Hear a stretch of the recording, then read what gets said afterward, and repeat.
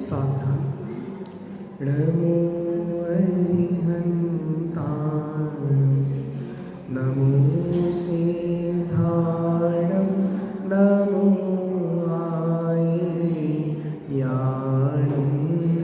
नमो वच्छायाणं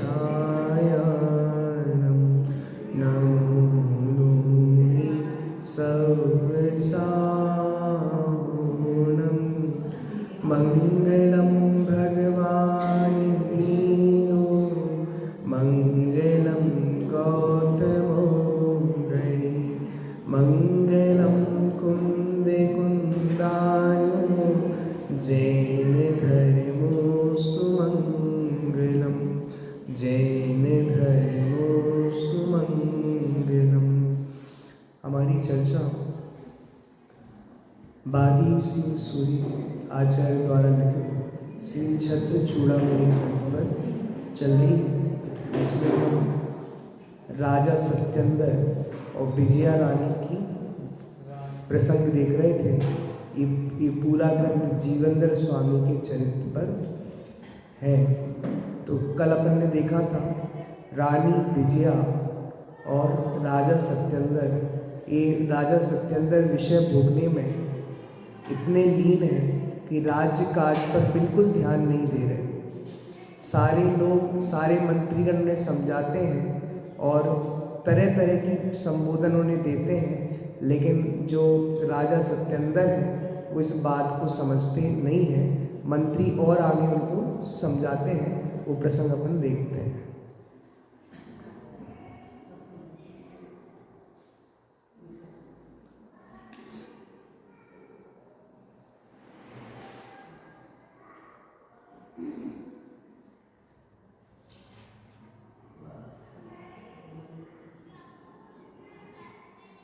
ये अपने को 16वें नंबर का श्लोक देखना था। अब इसमें त्रिवर्ग साधन की सार्थकता, 3 वर्ग होते हैं, 3 प्रकार के पुरुषार्थ, धर्म, अर्थ और काम, इनको कहते हैं त्रिवर्ग। इनको तीनों को बराबर साधना चाहिए, उस बात में प्रेरणा देते हैं। 16वें नंबर का श्लोक है। परस्परा विरोधेन त्रिवर्गो यदि सेवते अनर्गल मता सौख्यम अपर गोप्यनुक्रमा। देखिए, अगर एक दूसरे के विरोध के बिना धर्म, अर्थ, काम इन तीनों वर्गों का सेवन किया जाए तो बिना रुकावट के सुख और अनुक्रम से मोक्ष भी होता है। मतलब तीनों चीज होनी चाहिए जीवन में। एक श्रावक के जीवन में तीनों पुरुषार्थ होना चाहिए। धर्म भी होना चाहिए। धर्म का मतलब है पुण्य कार्य, भगवान की पूजा, भक्ति, परोपकार। और अर्थ, पैसा भी कमाना चाहिए। आजीविका की व्यवस्था नहीं होगी तो भी जीवन नहीं चल पाएगा। और काम, विषय सेवन भी होता है। लेकिन तीनों एक ज़्यादा हो, बाकी कम हो जाए तो सारी व्यवस्थाएं फेल हो जाती हैं। ये राजा सत्येंद्र के केस में यही हो रहा है। इनके काम पुरुषार्थ की मुख्यता हो रही है, अर्थ पुरुषार्थ को भूल ही रहे हैं, धर्म पुरुषार्थ को भूल ही रहे हैं। राजा का अर्थ पुरुषार्थ क्या है? उसका राज्य काज की सारी व्यवस्थाएं बहुत अच्छे से चलती रहे।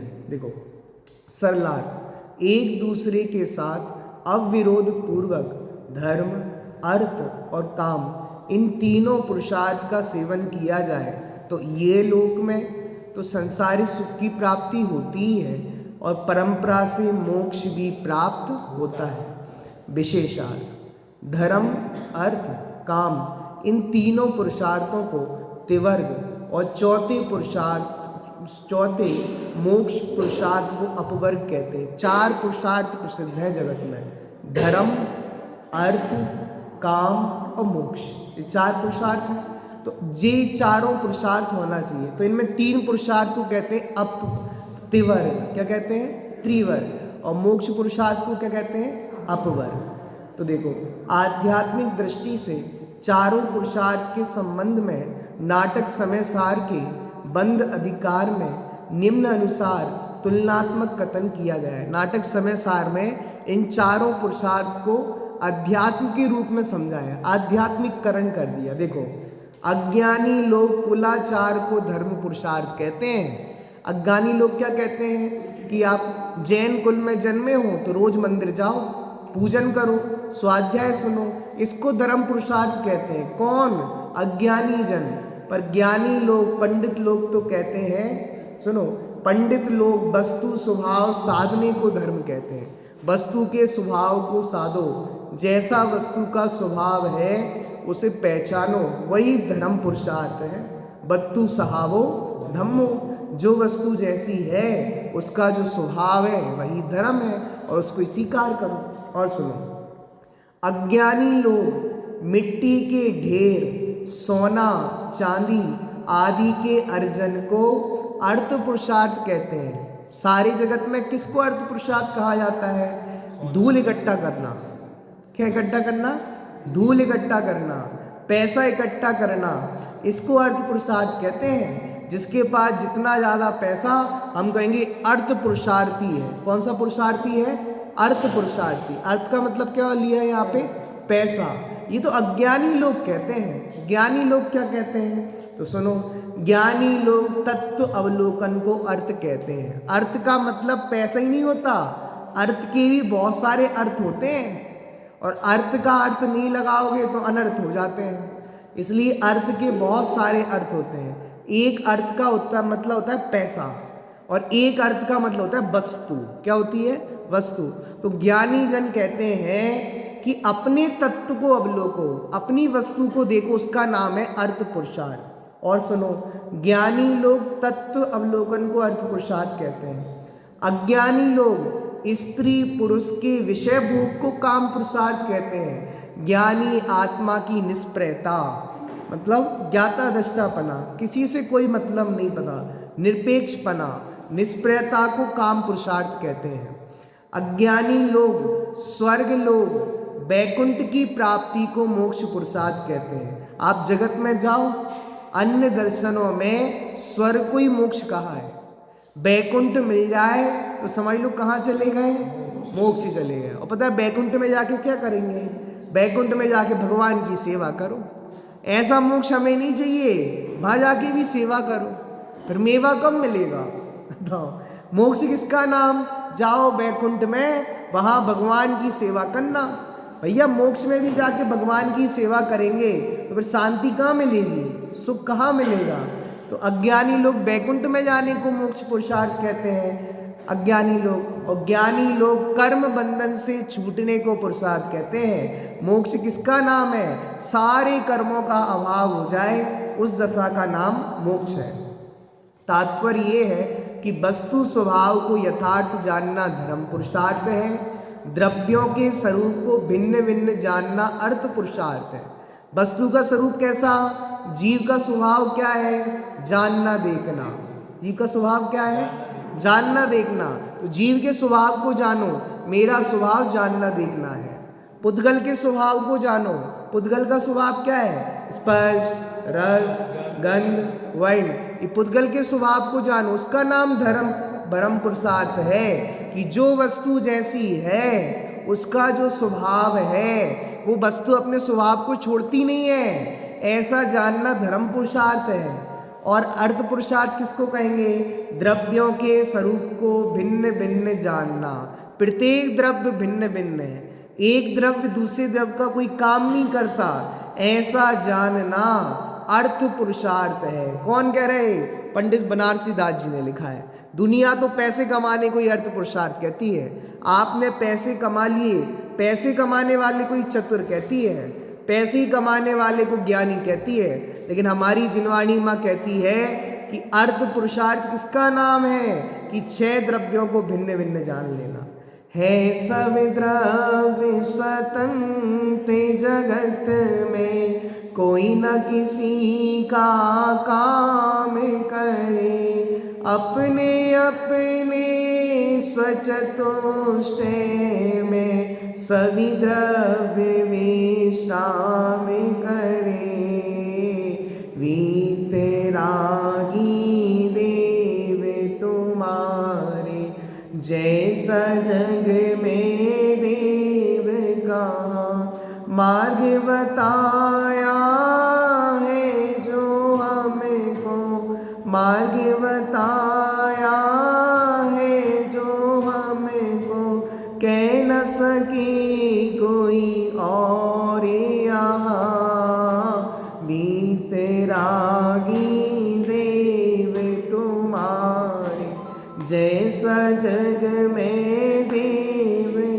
हे भगवान, आप बीतरागी के अलावा कौन बताए?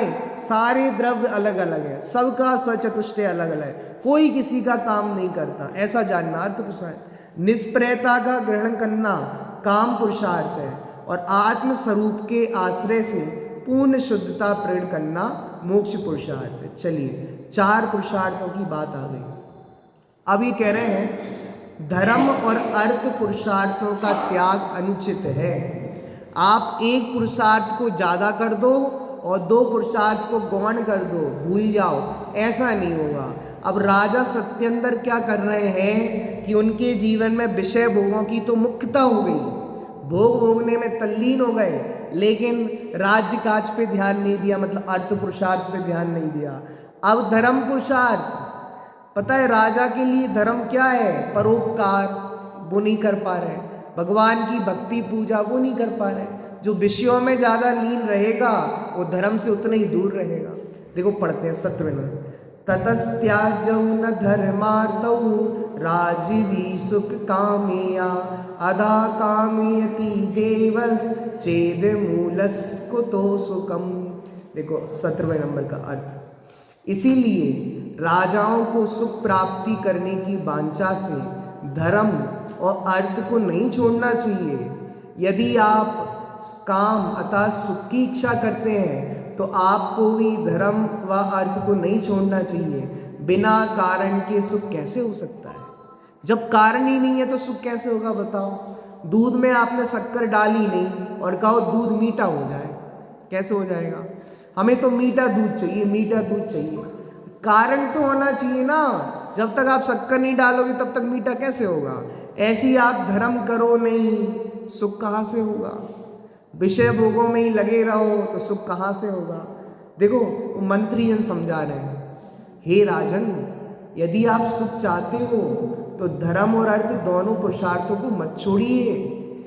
अर्थ और सुनो, सुख प्राप्ति के मूल कारण तो धर्म और अर्थ पुरुषार्थ ही है। लौकिक में भी सुख होना है तो पैसा चाहिए, और पैसा कब आएगा? जब अर्थ पुरुषार्थ करोगे। और तुम्हें लोक में भी शांति सुख चाहिए तो वो धर्म से आएगी, पारलौकिक सुख चाहिए वो भी धर्म से आएगा। तो सुख के कारण तो क्या है? 2 चीज हैं, धर्म पुरुषार्थ और अर्थ पुरुषार्थ। आप काम पुरुषार्थ के चक्कर में, विषय भोगने के चक्कर में इन दोनों पुरुषार्थों को मत भूलिए। कितना अच्छा मंत्री संबोधन दे रहे हैं। देखो विशेषार्थ, धर्म अर्थात पुण्य और अर्थ अर्थात धन। धन के निमित्त से सुखदायक पदार्थों का सहयोग होता है। पैसा हो तो आपके पास बहुत सारी विभूति हो जाएगी, दुनिया में आपको जितने साधन सुख के खरीदने हैं सब मिल जाएंगे। इससे सुविधाएं सब पैसे से मिलती हैं। संसारिक सुख पंचेंद्रियों से प्राप्त सुख है। सर्व प्रकार से प्रजा का हित हो, प्रजा सुखी रहे, इस अखंड प्रयत्न करते रहना ही राजा का पुण्य कार्य है। बताओ राजा का धर्म क्या है? एक राजा का धर्म क्या है? राजा का धर्म ये है कि प्रजा दुखी नहीं हो, प्रजा सुखी हो, प्रजा में किसी प्रकार की गरीबी ना हो, कोई भुखमरी ना हो, प्रजा सुखी रहे। ये राजधर्म है, राजा का धर्म है।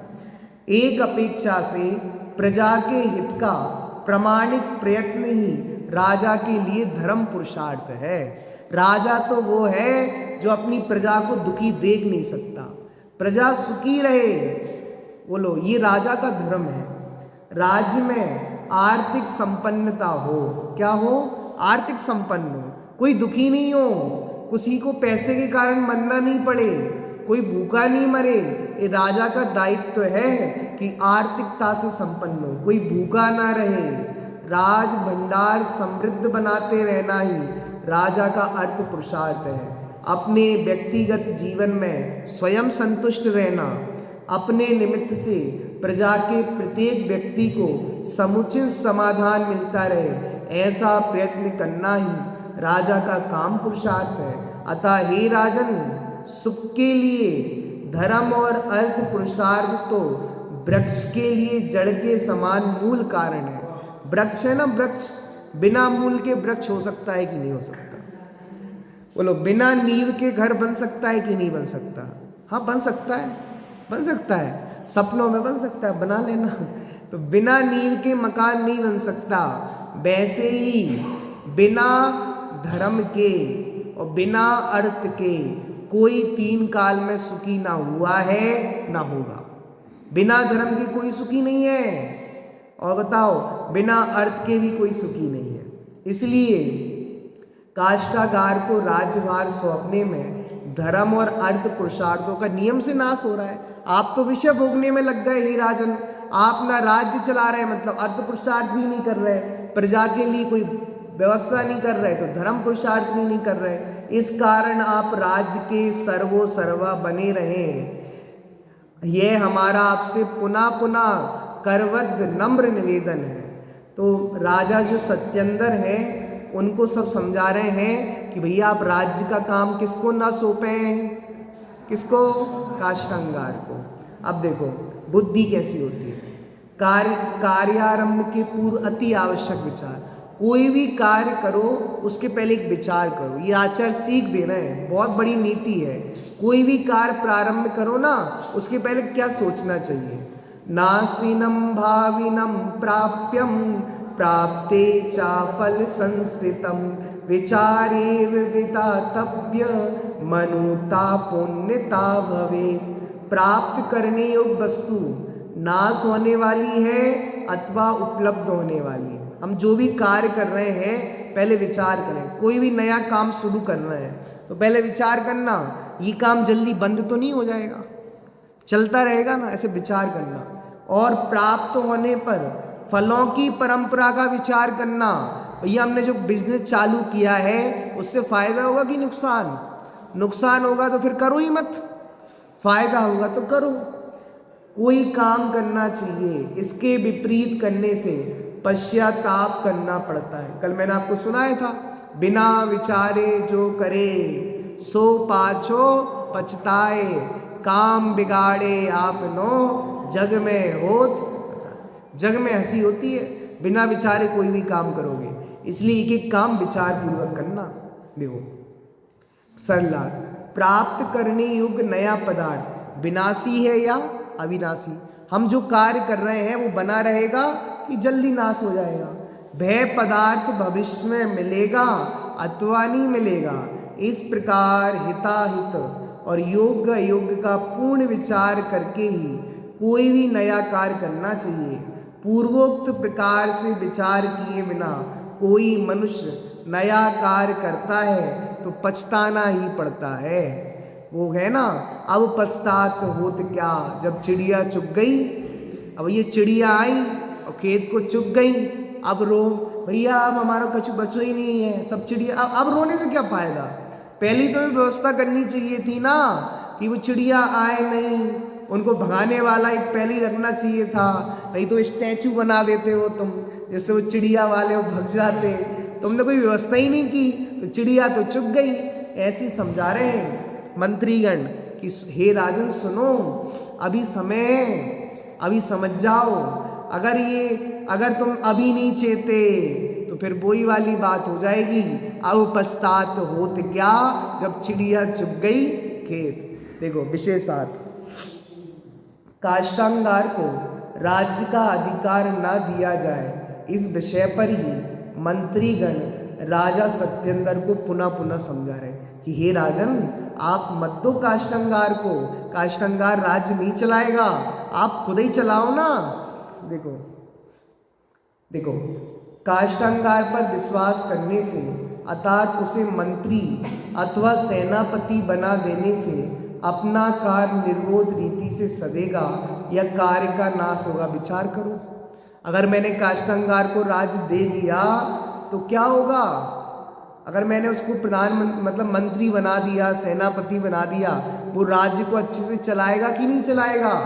पहले सब चीज विचार कर लो, ऐसे जल्दी मत दो। राज्य के महत्वपूर्ण अधिकार उसे देंगे तो अधिकार सत्ता में हमें वापस मिलेंगे या नहीं मिलेंगे? आपने तो बना दिया उस काष्ठंगार को राजा, ये तो सोचो वो राजा बना रहेगा, आपको राज्य वापस मिलेगा कि नहीं मिलेगा? पहले विचार कर लो। इस सचमुच बड़ी गजब की नीति दी आचार्य। कोई भी कार्य करो पहले विचार करो कि भैया हम जो कार्य कर रहे हैं वो सही है गलत, सही है गलत।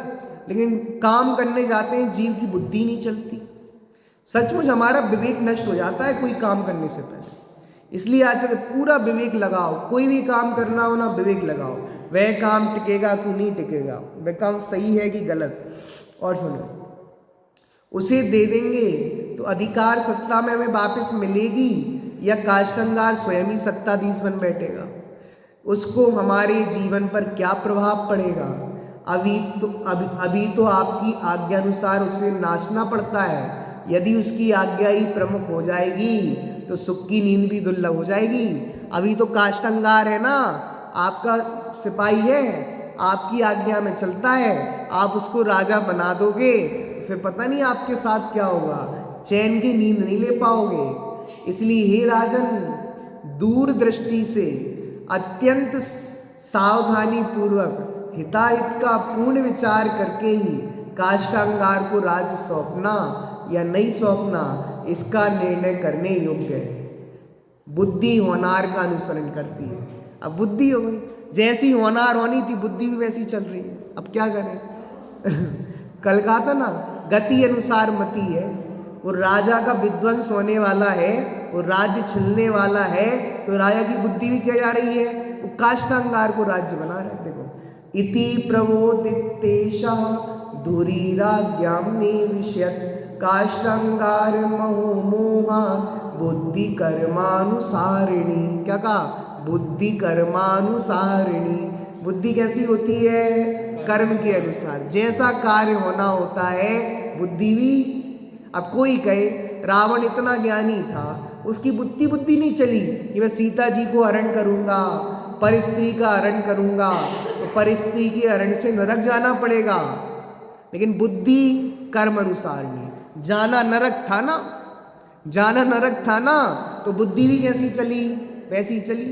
अब बताओ, जिस नाथूराम गोडसे ने गांधी जी को मारा, उसे ये नहीं पता था कि मैं गांधी जी को मारूंगा फांसी मिलेगी। लेकिन फांसी मिलनी थी ना, तो नाथूराम गोडसे की बुद्धि भी यही चलनी थी कि गांधी जी को गोली मारनी है। बताओ क्यों? बुद्धि कर्मानुसारिणी। समझ लेना, हमारी बुद्धि यदि अधोपतन की ओर जा रही है तो हमारी गति क्या होगी? गति के अनुसार होगी बुद्धि। देखो क्या जीव का पुरुषार्थ वही है, उसकी बुद्धि चल रही है। इस प्रकार हमको लगता है स्वर्ग जाने में तो पुरुषार्थ चाहिए, मोक्ष जाने में पुरुषार्थ चाहिए, भाई साहब नरक जाने के लिए पुरुषार्थ चाहिए। बिना पुरुषार्थ के तो कुछ नहीं मिलता, नरक भी बिना पुरुषार्थ के नहीं मिलता। रावण ने पुरुषार्थ किया कि नहीं किया? सीता जी का हरण किया, नरक गया, पुरुषार्थ ही तो था। चाहे वो विपरीत पुरुषार्थ हो चाहे सम्यक पुरुषार्थ हो, पर पुरुषार्थ तो है ही ना। जो बहुत आरंभ और बहुत परिग्रह इकट्ठा करता है वो नरक जाता है, ये पुरुषार्थ नहीं है क्या? परिग्रह इकट्ठा करना है ही पुरुषार्थ। तो हर चीज में पुरुषार्थ चाहिए, स्वर्ग जाने में भी पुरुषार्थ चाहिए और नरक जाने में भी गारंटी से पुरुषार्थ चाहिए। देखो, इस प्रकार उपदेशित भी इस राजा ने खेद है कि मोह से काष्ठंगार को राज्य के प्रमुख पद पर बिठा दिया। जो काष्ठंगार, जो राजा सत्येंद्र थे, वो रानी विजया पे इतने मोहित हो गए कि राज्य का बिल्कुल ध्यान नहीं दिया। अब राज्य काज की व्यवस्था बिगड़ने लगी तो उन्हें एक दूसरे व्यक्ति काष्ठंगार को, जो उनका भरोसेमंद था, उसको क्या सौंप दिया? राज्य सौंप दिया। देखो, बुद्धि कर्म के अनुसार होती है। सरलाट, अत्यंत खेद की बात है कि मंत्रीगण द्वारा पूर्वोक्त प्रकार से राजा सत्येंद्र को हार्दिक हित बुद्धि से, किससे? हार्दिक हित बुद्धि से समझाया था। एवं अतिशय अनुनय विनय पूर्वक, अतिशय बहुत अनुनय विनय किया, महाराज आप तो हमारे स्वामी हो, आप तो राजा हो, आप ऐसा करोगे इस राज्य को कौन संभालेगा, पूरा अनुनय विनय किया। लेकिन समझाने पर भी मोह के वशीभूत, किसके वशीभूत, मोह के वशीभूत होकर राजा ने काष्ठांगार को राज्य के सर्वोत्कृष्ट अधिकारी के पद पर नियुक्त कर दिया। मतलब एक तरह से सारी शक्तियां दे दी उसे कि भैया जब तक मैं यहाँ व्यस्त हूँ ना विषय भोगने में, तब तक तुम ही राजा हो। कौन हो, तुम ही राजा हो। ऐसा ही है जैसे क्या होता है, हमारे प्रधानमंत्री जी बाहर विदेश यात्रा पे जाते हैं, तो आपको पता है फिर प्रधानमंत्री की सारी शक्तियाँ किसे मिलती हैं, नहीं भैया, गृह मंत्री को मिल जाती है। क्यों, मतलब अब गृह मंत्री के पास प्रधानमंत्री जैसी शक्ति है। कब तक, जब तक प्रधानमंत्री विदेश में है। ऐसी अब राजा वहां लगे हुए हैं विषय भोगों में, अब सारी राजा की शक्ति किसको दे दी, काष्ठांगार को। कहा भी है मनुष्य की बुद्धि कर्म के ही अनुसार होती है, विशेषाल अनादि निधन प्रकृति का स्वाभाविक नियम है। जीव के मोह राग द्वेषादि परिणामों के निमित्त से नया कर्म बंध होता है।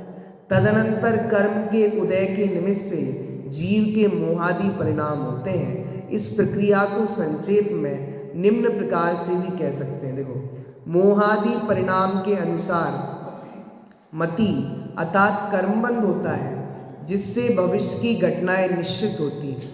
हम कर्म बंद करते हैं, भविष्य की घटनाएं निश्चित होती हैं। एक बार मति के अनुसार कर्मबंध या भवितव्य निश्चित हुआ तो बाद में गति के अनुसार मति अर्थात विचार बुद्धि भी होती है। देखो दोनों चीज कह दी, क्या क्या दी दोनों चीज। देखो, एक बार मति के अनुसार कर्मबंध होता है, अपन ने जैसे परिणाम की वैसा क्या हो गया, कर्मबंध हो गया। अब भवितव्य निश्चित हुआ, मतलब कर्मबंध हुआ मतलब भवितव्य निश्चित हो गया। अब गति निश्चित हो गई, गति के अनुसार क्या होगी, मति। पहले हमने परिणाम किए तो कर्म बांध लिया, कर्म मतलब भवितव्य बांध लिया, वैसी गति बांध ली। अब परिणाम भी कैसे होंगे, अब जिसको नरक गति जाना है ना, उसके अंतिम समय में परिणाम तीव्र संक्लेश रूप होंगे, तीव्र कषाय रूप होंगे। बताओ, ऐसी है पर भवितव्यता। राजा सैनिक थे, सम्यक दृष्टि थे, छायक सम्यक दृष्टि, लेकिन नरक जाना था, अंतिम समय में ऐसे परिणाम हुए। बताओ, जैसे राजा सैनिक, आ गया उदाहरण, राजा सैनिक ने दिगंबर मुनिराज श्री यशोधर मुनिराज के गले में मरा हुआ सर्प डालने की पाप बुद्धि की। कौन सी बुद्धि की, फल स्वरूप नरक आयु का बंध हुआ। फिर भावी गति के अनुसार मरते समय नरक जाने योग्य परिणाम हुए। बोलो, बहुत आग्रह ध्यान होते हैं, क्योंकि आपको जहां जाना है वैसे ही परिणाम होते हैं। बोलो, अंतिम समय था राजा सैनिक का, और उनका जो पुत्र था वो हाथ में कुल्हाड़ी लेकर आया था, तो वो तो बचाने आया था कि मैं कारागृह का ताला तोड़ दूं और अपने पिता को बचा लूं, लेकिन उनने कहा ये तो मेरे को मार नहीं आ रहा है, वैसे ही इसने जेल में डाल के मेरे को वैसे ही मार दिया, अब फिर मारने आ रहा है। तो ऐसे ही वो पीछे मुड़े तो कोई सरिया टाइप का था, उनके कीला टाइप का था, वो गुचा और अंत में तीव्र संक्लेश परिणाम से मरे, सो नरक गए। बोलो, क्योंकि अंतिम में जिनको नरक जाना है उनके परिणाम आप यहीं देख लेना, तीव्र संक्लेश में होंगे। वो तो नरक में करेगा, अभी जाने का बोल रहा हूँ मैं, मतलब नरक में जाएंगे, संक्लेश परिणाम में जाएंगे। सम्यक दर्शन तो उनको पहले ही हो गया था, शुरू हो जाते परिणाम। हाँ हाँ, मतलब जहाँ जाना है वहाँ पहले की सूचना मिल गई आपको। गति तो पहले नरक बंद की पहले ही हुई थी। नहीं, गति तो पहले बांध ली, लेकिन अब बीच में परिणाम तो सब बदलते रहते हैं। लेकिन अब जब मरना ही है बिल्कुल अंतिम समय, जैसे समुद्र पास में आ जाता है तो हवा आने लगती ना उसकी पानी की, नदी पास में आती ना, हवा आने लगती ठंडी ठंडी। तो ऐसे ही वो नरक पास में आ गया, उसकी गर्म गराए लू तो आएंगी ना, हवाएं तो आएंगी ना। बताओ आगे, तो यहाँ पूर्ववत कर्म के अनुसार राजा सत्येंद्र भावी मनुष्य जीवन दुख में निश्चित हुआ। अब उनका जीवन दुख में निश्चिंत हो गया था, मतलब दुख निश्चित हो गया था उनके जीवन में, तो उनके परिणाम अभी कैसे हो रहे हैं, वैसे ही हो रहे हैं। अतः भवितव्य के अनुसार उनकी विपरीत बुद्धि हुई। लोक में भी कहा है, विनाश काले विपरीत बुद्धि। विनाश के काल में कैसी बुद्धि हो जाती है? अब राजा सत्येंद्र का विनाश आ गया था, इसलिए बुद्धि भी कैसी हो गई, विपरीत हो गई। देखो 20 नंबर का श्लोक, विषयान् विचारेण विरक्तानां नपस्यतु प्रकस्यमान् रागेण कालो विलमीयमाम्। विषयों से विरक्त पुरुष का समय विषयांतता से अर्थात विषयों से विरक्त रहकर व्यतीत होता है, और राजा का समय विषयों में बढ़ते हुए राग से व्यतीत होता है। गजब। विषयों से विरक्त साथी से पुण्यवान जीव सदैव विषय कसाय के परित्याग के उपायों की खोज में अपना समय लगाते हैं। जिनका चित्त विषयों में नहीं लगता ना, भरत जी जैसे चक्रवर्ती, भरत जी घर में ही वैरागी, भरत जी घर में ही वैरागी। वो तो विरक्त थे, जलते भिन्न कमल है, जलते भिन्न कमल की तरह विरक्त थे। तो उनका सारा पुरुषार्थ किससे था कि कैसे विषयों से छूटूं, कैसे वो 6 खंड को छोड़ूं। तो अपना सारा श्रम किस में लगाते हैं, विषयों के त्याग में, और आत्मिक आनंद का रसपान करते हैं। किंतु विषयासक्त प्राणी सतत विषयों की चाह, विषय प्राप्ति के उपाय में अपना दुर्लभ जीवन का अमूल समय नष्ट करते हैं। अरे धिक्कार है उन लोगों को जो अपना इस महंगे मनुष्य जीवन को एक विषयों में ही फेंक देते हैं, विषयों में ही गवा देते हैं। और धन्य है वो ज्ञानी जन जो विषयों के बीच में रहते हुए भी विषयों से विरक्त रहते हैं और विषयों को छोड़ने की भावना रखते हैं।